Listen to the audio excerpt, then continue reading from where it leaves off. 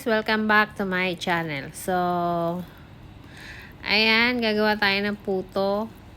Yan, pinaghalo na natin yung dry ingredients tsaka ng tubig.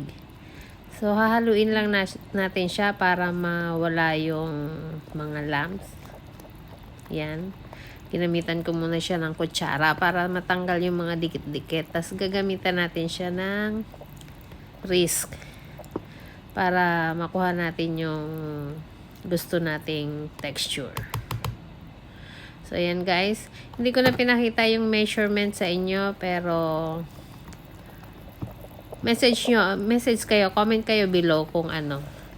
Gusto nyo malaman yung pinaka-ingredients niya, yung measure niya bawat ingredients. So, ayan guys, napakahirap ng walang cameraman. Ayan. Sige, halo-halo lang tayo. So, ayan na guys. Yan na yung pinaka-texture na hinahanap natin. Ganyan na siya. Wala na siyang mga buo-buo. Yan. Ganyan lang tayo ng ganyan. Ayan siya. Pag pinatulo mo, yan. Test na wala na siyang buo-buo. Pwede na yan.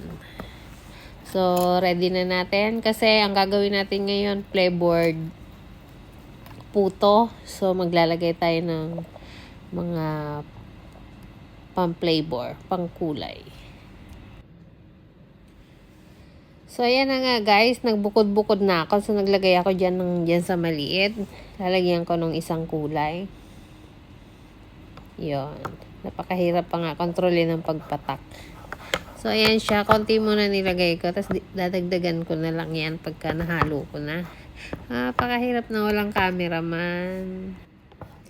So, ayun na siya guys. Yan na yung kinalabasan niya nung nakulayan na. So, nag-set aside ako ng kaunti para makita nyo yung iba-ibang flavor. So, same process lang tayo dun sa pagkukulay. Nagawa din ako ng ibang kulay. Kulay green.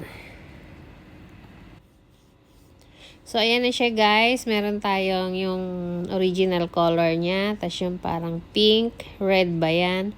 Pero red ang kinulay ko niyan. Red. Tapos yung isa green. So, ayan siya. 3 kulay yung gagawin natin guys. Ayan.